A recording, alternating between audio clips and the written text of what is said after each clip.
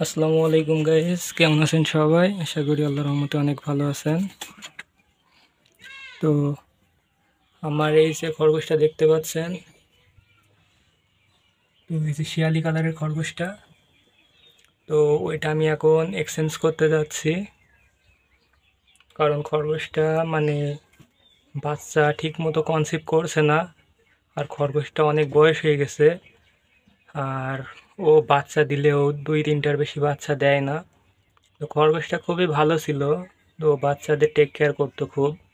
তো আমার ওই খরগোশটার বাচ্চায় একটা, আর ওর পাশে একটা আছে, ওই যে। তো এই দুইটার মা হলো ওইটি। তো আমার এই খরগোশটায় বাচ্চা দিয়েছে। তো আর ওর মাকে এখন এক্সচেঞ্জ করব, কারণ ওর মা ঠিক মতো বাচ্চা দিচ্ছে না। তো 2-3বার মিস করছে, তারপর বাচ্চা কম দিচ্ছে। তো 2-3টা বাচ্চা দিলে মানে খাওয়ানোর খরচটাও ঠিক মতো ওঠে না। ভাবছিলাম এটা রেখে দেবো, কিন্তু ও ঠিকমতো কনসিভ করছে না, 2-3বার মিটিং করাতে হচ্ছে। তো 2-3 মাস পরে গিয়ে 2টা বাচ্চা দিচ্ছে, যার কারণে আমি এটাকে এখন এক্সচেঞ্জ করতে যাব। তো এটা এক্সচেঞ্জ করে আমি কোনটা নিয়ে আসি সেটা আপনাদেরকে দেখাবো। দেখুন খরগোশটা আমার বাসার এখন যে কয়টা খরগোশ আছে তার ভিতরে সবচেয়ে পুরাতন খরগোশ। তো এটা আমি 6-7 মাস ধরে পালছি। তো খরগোশটার প্রতি অনেক মায়া হয়ে গেছে। তো কি করব, খরগোশটা এক্সচেঞ্জ করতে যাচ্ছি।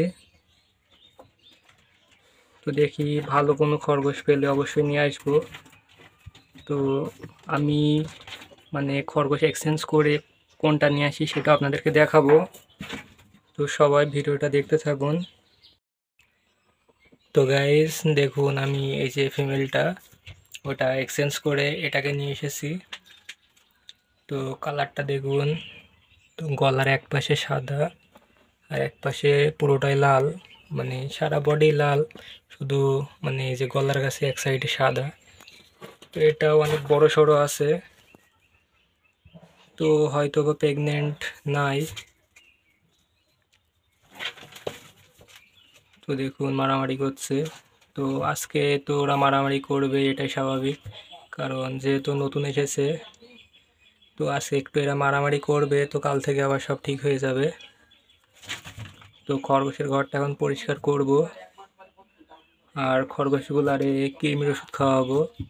তো খরগোশদের জন্য নিরাপদ কৃমির ওষুধ কোনটা সেটা আপনাদেরকে নেক্সট ভিডিওয় দেখাবো, এবং খরগোশকে কী কী ওষুধপত্র খাওয়াতে হয় এই নিয়ে একটাই বিস্তারিত ভিডিও দেব।